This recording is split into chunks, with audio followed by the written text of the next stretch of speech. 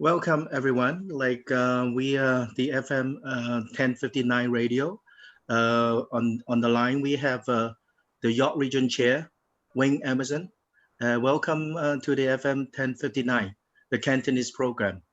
And we also have our commentator, or the Chinese community well-known uh, commentator Ben Leung. He's also the ex-president of the Chinese Business Association of Markham, Richmond Hill and Vaughan. And he's also the GTA Chinese Business Association coordinator. So Ben, please fly it off with your first question. Hi, welcome Chairman Wayne Emmerson and to our show. And as Chinese New Year approach, I would delight to have you to say a few words to our audience and Chinese greeting. And so let's start a new year of Ox. Well, thanks, President Ben, and thank you, Alec, for inviting me to share an update for the Regional Municipality of York. On behalf of Regional Council, I wish to extend my warmest wishes to everyone in York Region celebrating Chinese New Year. As one of the fastest growing Canadian municipalities, York Region is a better place thanks to the diversity of our residents and the long-standing contributions to our economy and communities. Chinese New Year celebrations will look different this year, but I wish you the very best in health and happiness during the year of the ox. Ko hei fa choi. Thank you so much, Chairman Emmerson. And as right now we all under a talk about new normal, and the new normal come really close to us, and we have to really face it. The new normal for us right now today, including how to encounter with COVID-19. It's been talked about over a year already. Another is our neighbor, our biggest trade partner, USA, they have a new president, they have a new administrative policy. So the new president, Mr. Joe Biden, he has another set of his mind to how to deal with the country and how to deal with the economy. A few days ago, they already announced they are going to buy USA. And also they are promote more green, zero emission automobile. And they are really have a lot of other trade policies. And how do you think the new regime or the new administrator of the USA and their trade policy could affect Ontario, especially York Region business under the COVID-19 recovery? Well, Ben, the COVID-19 global pandemic has been unprecedented in its global reach and impact. Economies around the world have been impacted by the effects of lockdowns, business closures, supply disruptions, layoffs, and loss of income. York Region economy, like the rest of the GTA and Canada, has been significantly impacted by the COVID-19 crisis. The effects of operating in the COVID-19 will remain a costly challenge until the virus is eradicated and afterwards. This takes a toll on municipal finances due to the double impact of increased operational costs to manage COVID-19 within the community, plus a significant hit on our revenues.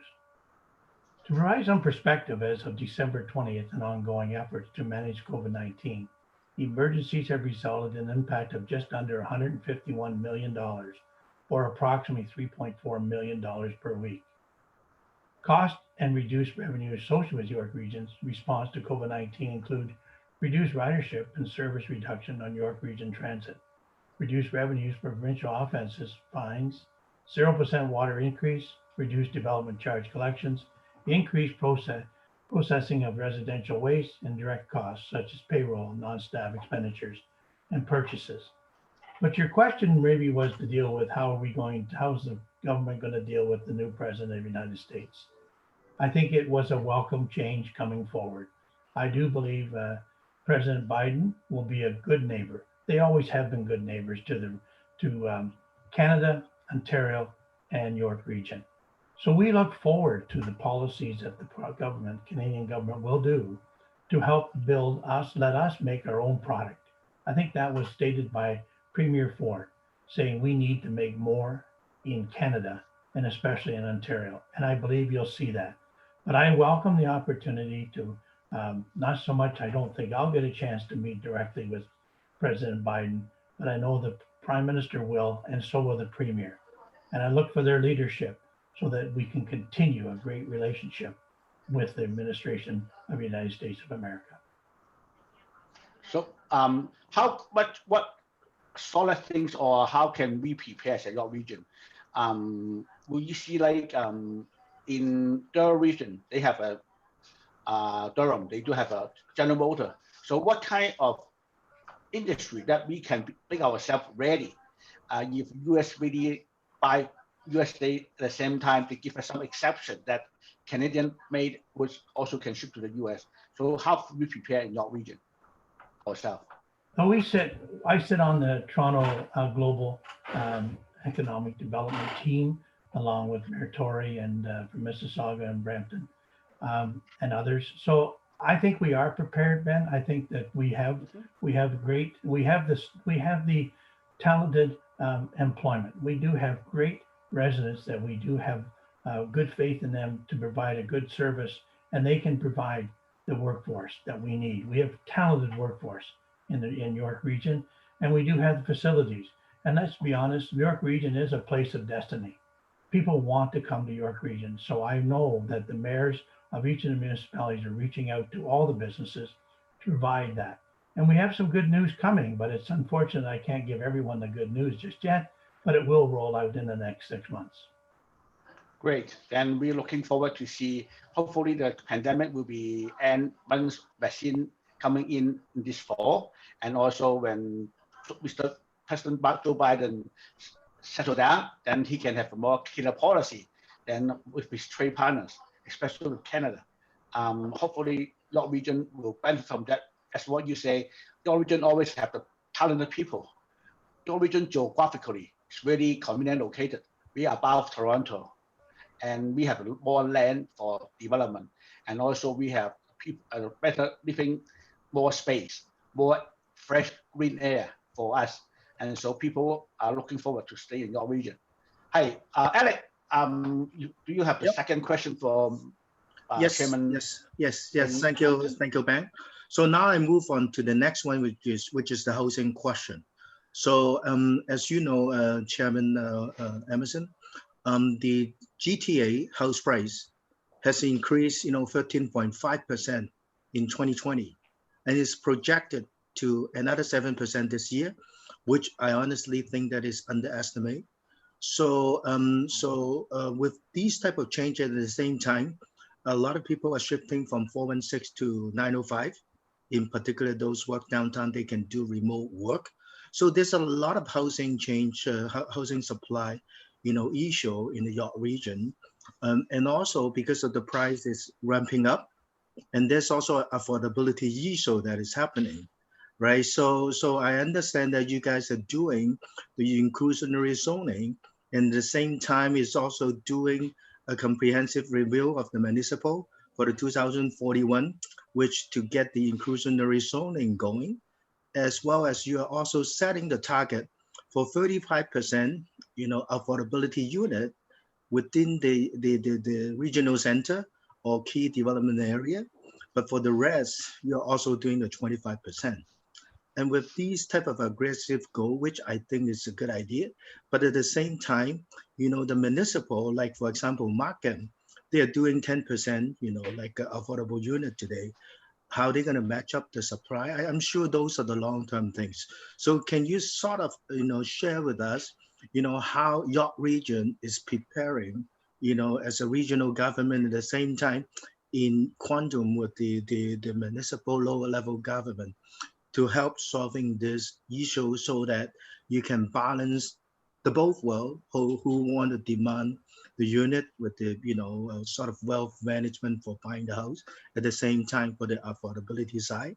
So, and in particular, I think you guys are also undertaking a project with 1,500 units for the affordable rental. I think that is a good idea because there's no way you can match up with the house price, but on the other hand, rental seems to be some area that's ongoing. So when can you shed some light so that, this is one of the most, important topic that the Chinese community would definitely need to know some feedback. Well, thanks for the question, Alec. And despite being a very affluent community, York Region faces some very unique challenges around housing options and affordabilities. These include low rental supply, vacancy rates, and increasing cost of home ownership.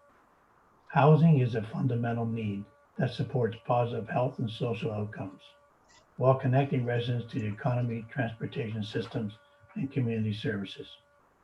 Based on what we have heard from the development industry, it seems while the housing market may have paused for a short while during the critical phase of COVID-19 pandemic, it is well on its way out to recovery. Having said that, the effects of COVID-19 have once again highlighted the continued need for access to all types of housing, specifically rental housing. The demand for suitable, quality, affordable housing in York Region was already significant prior to the pandemic and is only expected to increase as a result of the economy fallout of COVID. It's also important for us to look at where the housing is located and what types of housing options are available to all our residents. While our approach for building complete communities within the region's urban centers is attracting some of the downtown work market, we also recognize COVID-19 has changed the way many people and organizations do their business. For many, the new normal means working from home or working closer to home, and we must ensure new housing development accommodates this new way of doing business. York Region has been long advocated for innovative approaches to support the development of affordable housing across our local cities and towns. Regional Council has developed a series of development charter deferral programs to facilitate construction of purpose-built rental housing and large office buildings. These incentives support the growth of affordable housing and jobs for York Region's changing population and workforce. Both the affordable rental and office incentives are graduated programs where developments will receive a longer deferral is dependent on the size and location. Under both programs, the full development charges payable could be deferred interest-free for between 5 and 20 years. Regional Council looks forward to further collaboration with development sector,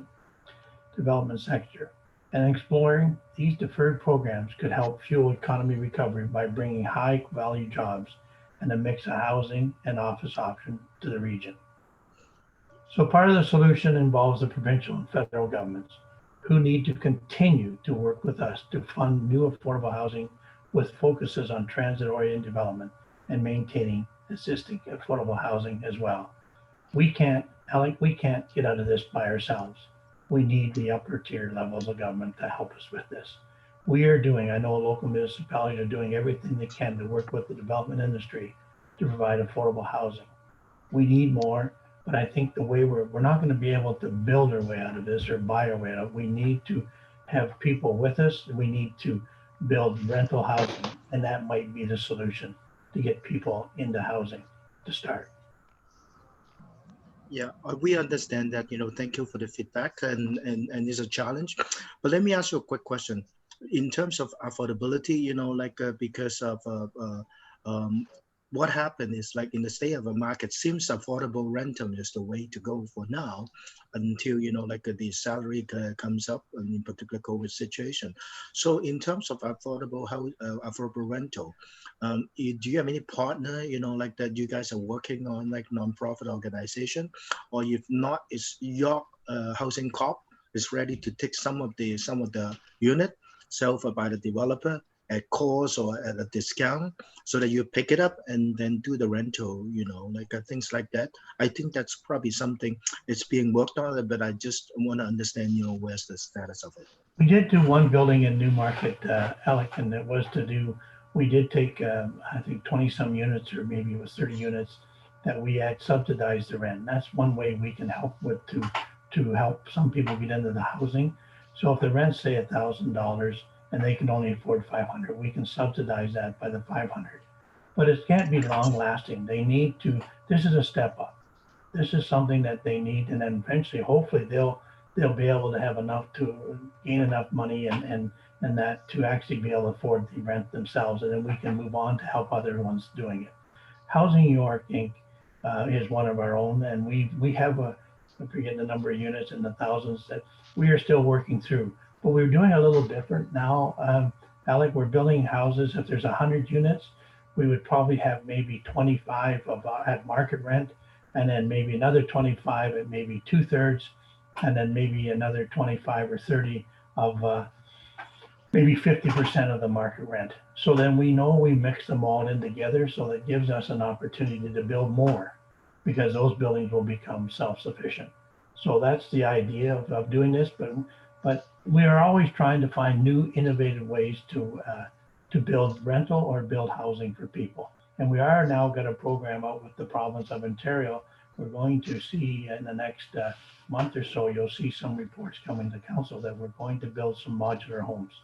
We have about 4 or 5 sites, and they will be built. Hopefully, we have to have them built, I think, by the end of the year.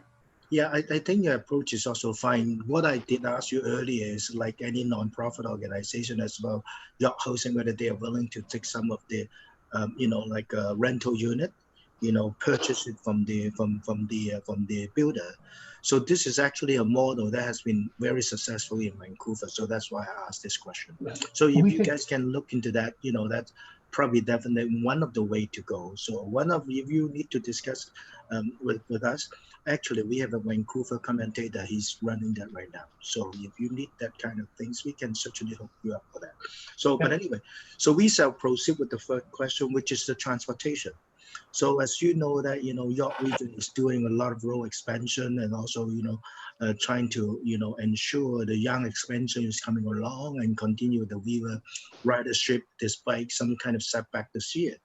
So with people working from home, there appear to be a lot of traffic is being reduced.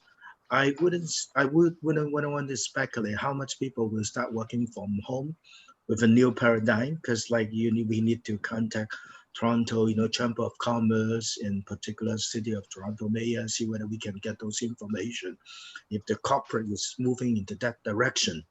So in terms of those type of scenario, the traffic seems to be, maybe reduced a lot. So it's all this ongoing, changes.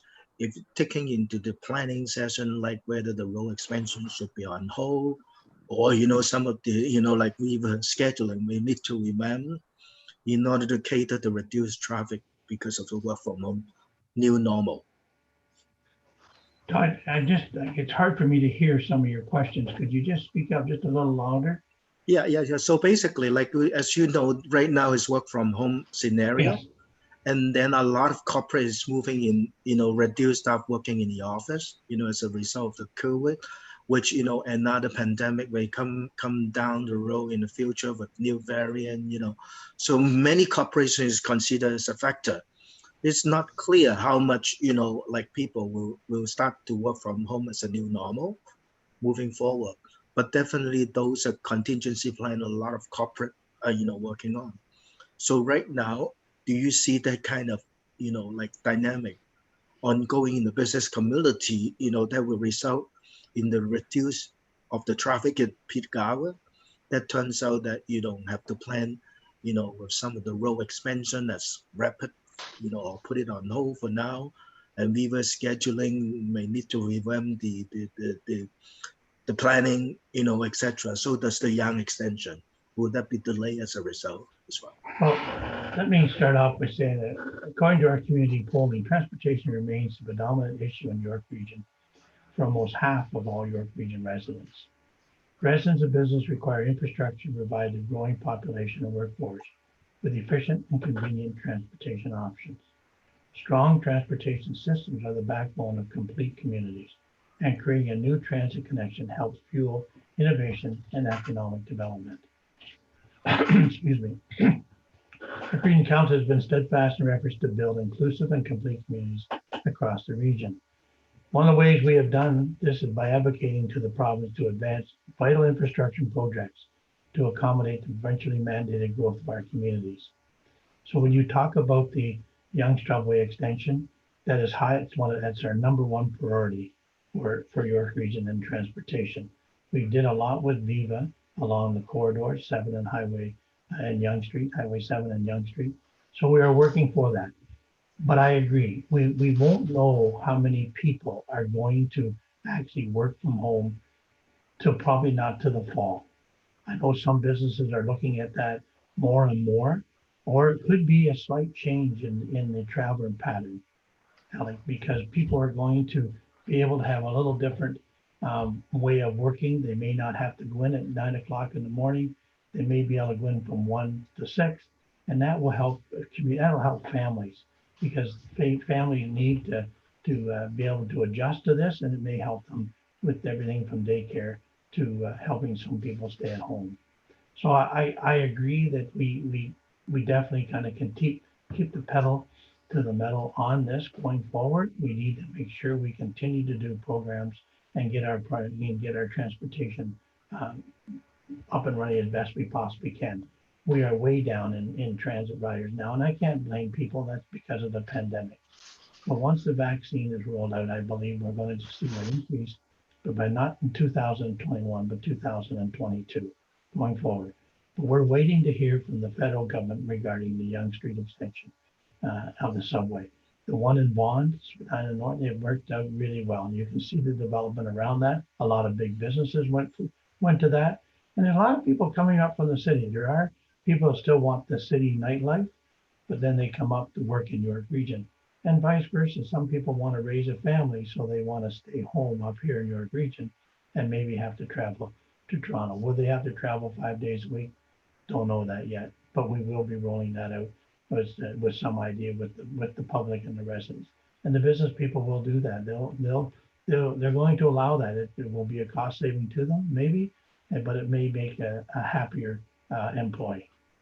Yeah, I got you. So the Yonge extension, we need to ongoing, otherwise Landstaff, center as well as the Richmond Hill Center, which pertinent to the Yonge expansion. Without that, we cannot do development.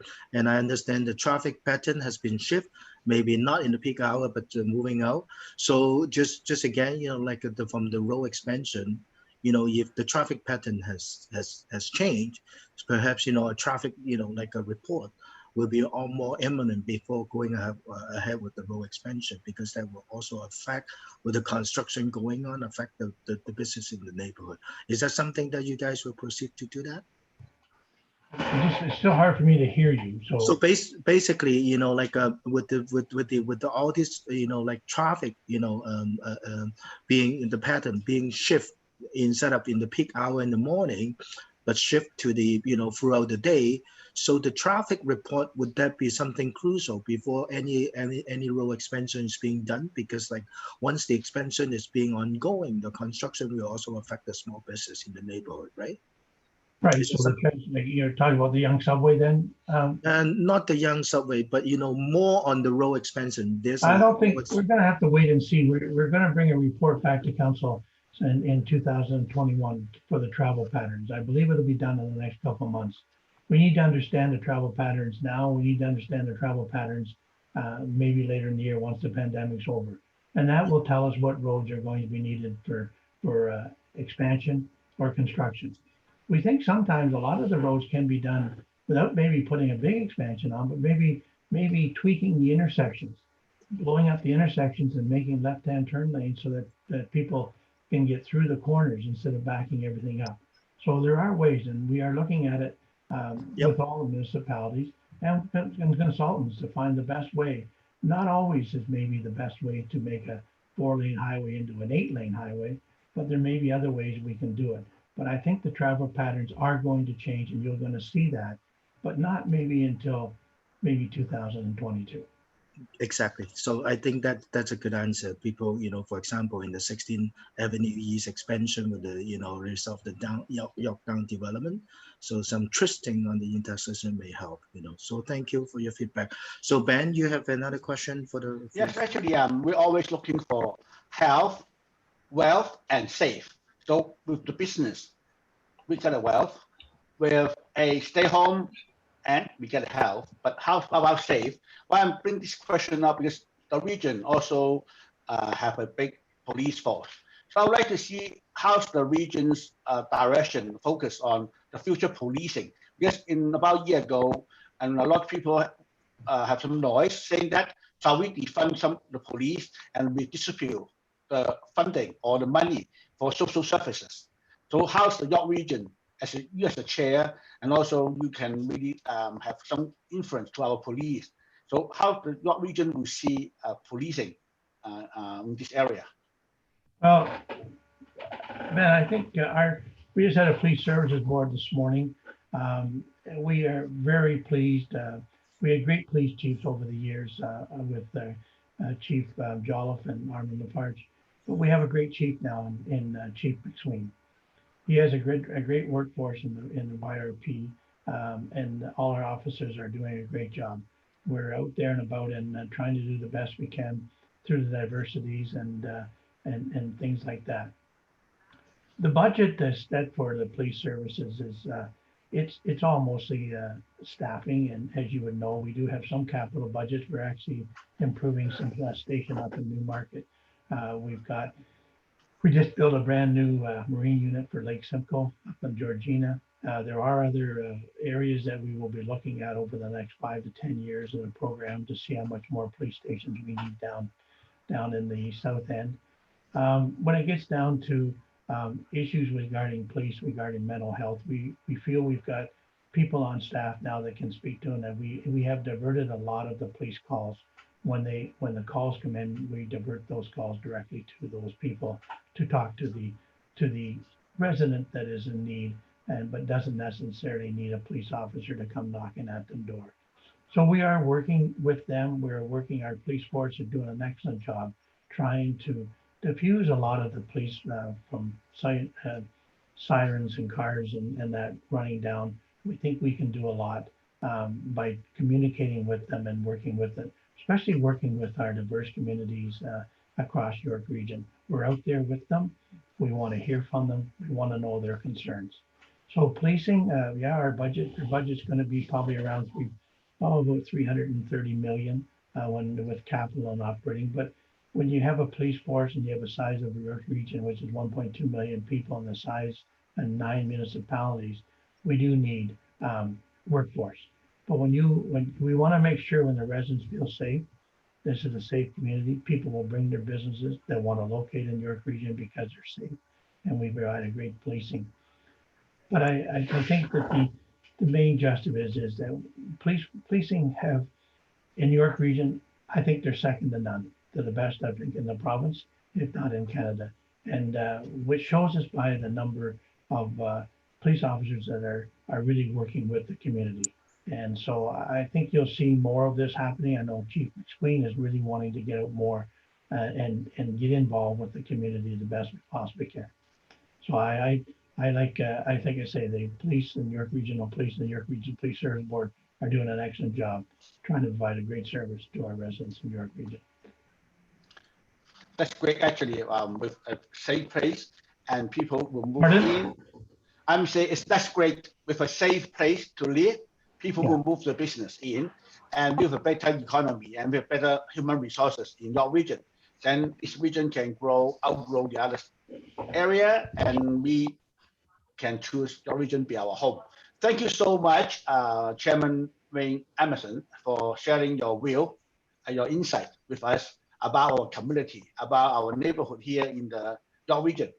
And hopefully in the coming years, we have more chance to talk, to share, and we would like to see a big prosperity for York region. And Eric, anything to I just want to say thank you, like for the York Region Police under the Wayne Emmerson's chair's leadership. So we cracked down the underground casino. We cracked down quite a few of them, which is making sure the communities, they have all this in the ordinary matter. So we thank you for that, and thank you for joining us today. With your valuable time, because I guess you're also busy with the COVID handling as well. So thank you, and we shall invite you more often to come along. And should you have any announcement you want to share with the community, by all means, like choose us. We are one of the the group, and we are all volunteer. Ben is volunteer, myself volunteer, about 30 volunteer. We together, trying to share more information with the community. Thank you for joining us today. Thank you. Really appreciate it. For allowing me to come on and tell you all about York Region. I really do appreciate it. And I look forward to many more of these with you. And but the key would be to make sure that we do have good, safe communities and sustainable communities going forward. So thank you to everyone. Yeah, once again, happy Chinese New Year of the Ox. Thank you. Did I say it right? Did I say it right? Kuhi Fat Choi, is that right? Kuhi Fat Gong Choi. Hei Fat Choi. Gong Hei Fat Choi to you as well. Yeah. Thank you. Yeah. Okay. Thank you. Yeah. Bye-bye. Bye. Bye-bye. Bye-bye.